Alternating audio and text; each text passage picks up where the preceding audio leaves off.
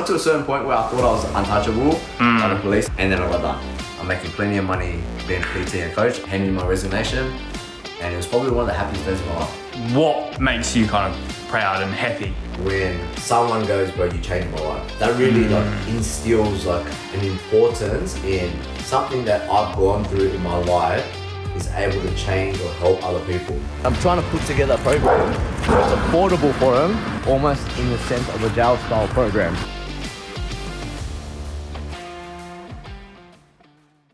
Can you tell us a bit about who you are and what you do? My name's Andrew. I am a personal trainer, online coach. My personal business is called 1 Out Training. I teach people how to lose weight, try to keep it ongoing. The idea of 1 Out means independence, so you can do it on your own afterwards. This year, I'm going to scale that to a larger audience. And so you've wrapped up with your Muay Thai training just now. Yeah. So is this like a daily thing for you? Yeah, 4 days a week I do Muay Thai, 3 days a week I box, and then almost every other day I do some form of resistance training also. Where do you get the motivation to do that? I believe that nothing is impossible, and I'd rather overdo it than underdo it. And when I was in jail, I actually saw my own body's potential, because I used to train 3 to 4 times a day, just relentlessly non-stop. And obviously, you need rest in between, but I didn't have rest, and I just kept training, and then I saw the capability of what my mindset could do. Kind of like a David Goggins thing. And why Muay Thai in particular? I started out with Muay Thai for combat because I wanted to learn how to defend myself, because I like to talk a lot of shit. I like to say extravagant things just in case one day I have to catch smoke for it. I'm able to defend You're ready? myself. Yeah. Have you had to use it in real life yet? Or? No, I haven't. So what's like your daily routine? Most days I get up at 5 a.m, get up, have my cold shower, apple cider vinegar, black coffee, and then I'll go out to boxing, come home, have a quick little feed, yogurt, but fruits, and then I'll go out to the park and I'll train with this young'un who on the conflict program I met, and I just keep him accountable, just keep him motivated, train with him, and just kind of help him, pretty much inspire him to be a little bit more like me, not do nothing with his life. So that takes about an hour. Once we've done that, I'll go home, have a quick protein shake, another coffee, and then off to Muay Thai. Tuesday, Wednesday, Thursday, I aim to have 3 training sessions by 11 o'clock. Then the rest of the day, I try to just work on the back end of my business, checking with clients. Cabramatta is like the first Australian Vietnamese community outside of Vietnam. When all the immigrants came in after the Vietnam War, there's a big postcode war going on right now. Even when I was growing up, I was always about representing my postcode. I got that from the older boys, and I think they probably got it from Americans who always talk about their street, their block. I always represented my postcode, and then I used to hate Cabramatta.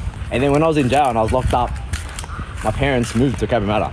My whole life identity was hating Cabramatta, and then now I'm a Cabra boy. This postcode war thing. Yeah. How far did you take it? It's very common right now for people to to get off at the train station and just see someone else from another postcode and just it's on. Sometimes knives will get thrown. So I work in the juvenile justice space and I run the conflict program. I meet a lot of young people who are in for violent charges. A lot of the times it's just their ego in the way of defending their postcodes. I don't get upset because I understand where they're coming from. They're young. Because you've been through that. Yeah, when I was young, I used to represent my postcode too. But then you also try to teach them that it's not everything.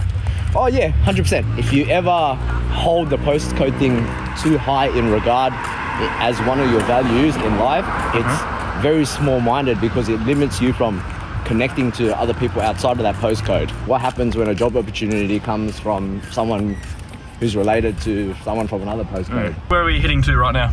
We're heading back to my place for me to do some back-end work for my coaching business.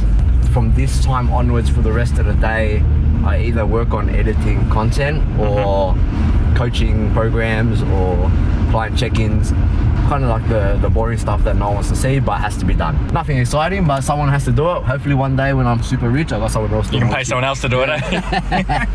That's the goal. 1 Out's training. Yeah. What made you get into coaching in particular online rather than, say, in person?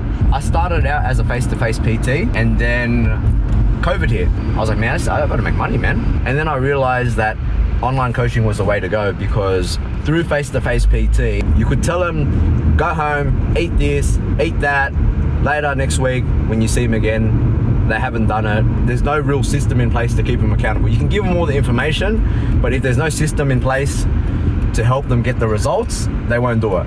Training was only 20% of your results. The other 80% was at home with your sleep, your recovery, your routine, your protein intake, your diet, all these things. I needed to create a system that was going to help them do the other 80% right. So that's where the online coaching comes in. So like check-ins, programs, daily step goals, diet plan, all these things.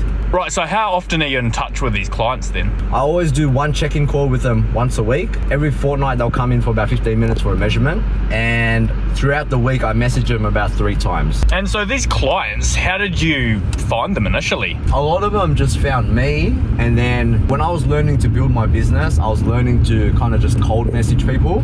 Using like Instagram. Yeah. When I was first learning how to take my business online, my mentor at the time was like, Andrew, every time someone follows you, that's a lead. And then they kind of taught me like how to start the lead, how to start the cold messaging, and the questions to ask to get them on a call. When it happened the first time, when I actually got my first online client, I was like, oh, this is amazing. Let's keep the ball rolling. My last Instagram reel really blew up. I know the power of social media now, and it doesn't even matter with like what you blow up with too. Because I have a client in the States who followed me because I used to post random videos of me and my mum where like I joke around with her about getting girls pregnant. Oh, like pranking? Yeah, pranking my mum, yeah. But it was very niche because it was like in Vietnamese. A lot of Vietnamese people followed me from the States, and then a couple of people like just tuned into my life because it was fitness related, and then eventually became clients.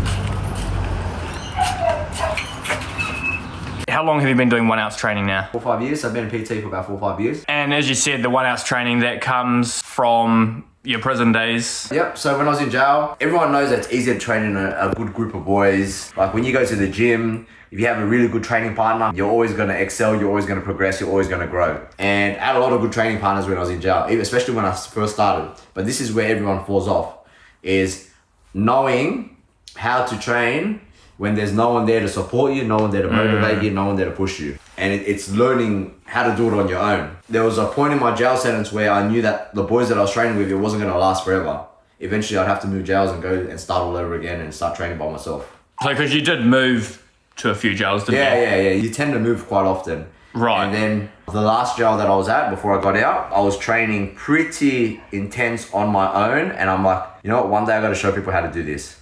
And then when I got out and I was working in construction, and then I worked in pickpacking for Aldi, the supermarket.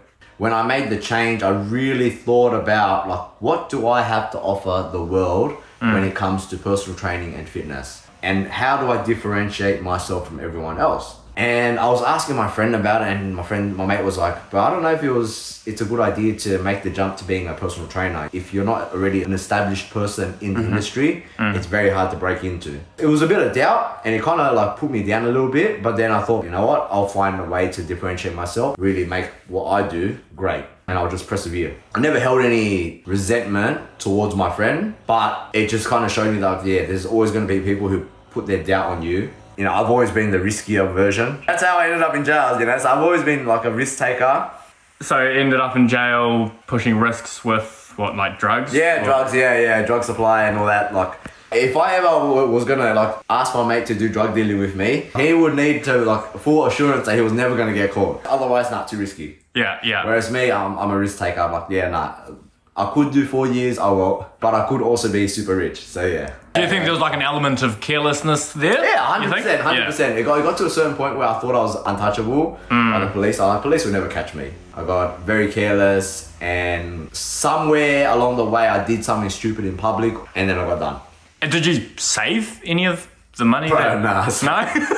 I actually saved nothing, bro. Really? Because you must have been making a fair amount. No, not that much. Not much? For a street dealer, I was making about $3,000 a week. I was making fast money for someone that was in uni. Do you regret not saving any of it? I kind of do regret not saving any of it because like now that I am not making fast money, like I'm like, fuck man, if I saved all that money, I'd have all this capital to begin with to start any ideas that I may have. You're working at Aldi, construction. How did that transition to starting 1 ounce? Okay, so when I was working in construction, a friend of mine was like, bro, I don't know why you want to work in the sun. You know, come work in the warehouse with me and, you know, at least you'll be in the shade. And I thought, yeah, you know what, that actually sounds like a better deal. With working pickpacking, you're working on a certain shift with a team, and you always have the KPIs or the targets that you need to hit I'll give you an example. So like, we're meant to be a 6-hour shift team. So we're meant to finish at midnight. If we did finish at midnight, I'd go to the gym and train afterwards. With the 6 p.m. team, like you go in, your team leader will tell you your goals for the night. So how many boxes do you guys need to pick? And then you go out and you pick it. Sometimes people call in sick. Sometimes people just pick slow because they want overtime. And I hated it. Like if I'm told I'm going to do a 6-hour shift, I'm expecting to do a 6-hour shift because I'm going to plan other shit around it. And I was really like just getting sick of it. Like I remember one Christmas, I was busting my ass, and like I love the Islanders on my team because you see them, they're like workhorses. They're picking like four or five boxes at a time every time they pick. Whereas you got like the Karens who one box at a time. And by the time that they've picked the 4 boxes, old Tongan bloke has already picked like 16 boxes. I just questioned it, you know, I'm like, how are these 2 people getting paid the same? And I hated working in a team. And then at the time, I was still training at the park, still training at the gym, friends were coming to train with me. I thought to myself, you know what, why don't I get qualified so I can be certified to get paid by these people to train them? Then I went and got qualified, and then I started running morning classes at the gym, and then I started getting clients. And then by the time that personal training and coaching picked up for me, I was still working at Audi, and I thought, you know what, I don't need to work at Audi anymore. I'm making plenty of money being a PT and coach. I don't need them. See you later. Handed in my resignation, and it was probably one of the happiest days of my life. So then you transitioned, you went full-time into 1 ounce training. So you were hiring out gyms, is that correct? The gym that I was working out of, because I was running their classes, they let me PT there. And then eventually I became the manager of the gym also. I had like multiple roles at that gym. And how much were you making roughly then? I was making the average, and then one year I realized that I made the 6 figures from PT, and I thought, you know, I made it. I've done all right. I've done all right for myself. I felt like I accomplished something that I wasn't expecting to accomplish. So what's your main kind of motivation behind it? When you're training your clients, what makes you kind of proud and happy? When someone goes, bro, you changed my life. That really like instills like an importance in something that I've gone through in my life is able to change or help other people. Let's say you get a client now, right? Yeah. How long are you generally with them for? The way I charge my online program is about 16 weeks, but I always tell them that this is a lifetime thing. I need to like set you up for life. Whether this takes 16 weeks, takes half a year, takes 3/4 of a year, it's completely up to you. But I just need to set you up for the rest of your life. Yeah, most of the time they probably with me for about 6 months. I'll let them run around. That's when I kind of do my breath work and my grounding. So I have a very large audience of young men. And I'm just trying to find a way to monetize them. The problem with young men is they're broke, especially the troubled ones. The problem with kids from the streets is they don't have money, or they don't see the importance of hiring me as a coach, or they can't afford me as a coach. So I'm just trying to figure out a way to monetize my audience of young kids, because that's all I do. I really just inspire kids to go to the gym, pretty much stay fit, you know. I'm trying to put together a program so it's affordable for them.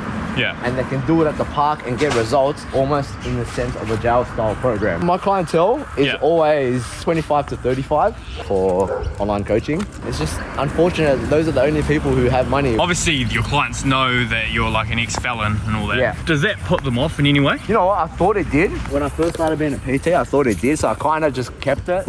And then I just started telling people. That's the moment that changed me. Being in jail was what turned me into the fit person I am, and I felt like it has to be told. They need to understand why I think the way I think, and how my belief system has kept me fit, and how it could probably keep them fit. But for them to understand that belief system, they need to understand where I got that belief system from. So that's why I have to tell them about the jail story. Have any clients like been scared off by it? Not from me personally, but I've known like my friend, my coaching partner, I've known that he's had a client that has been scared off by it. And usually it's not anything like to do with him personally, it's more to do with the client who is working in like a correctional side of the fence. Do you know what I mean? Like maybe working in law or something, and they're like, oh, he's an ex-con. Stay away. Just in case. What was like the single biggest lesson you think you learned coming into prison? There's so many lessons. There was a lot of lessons.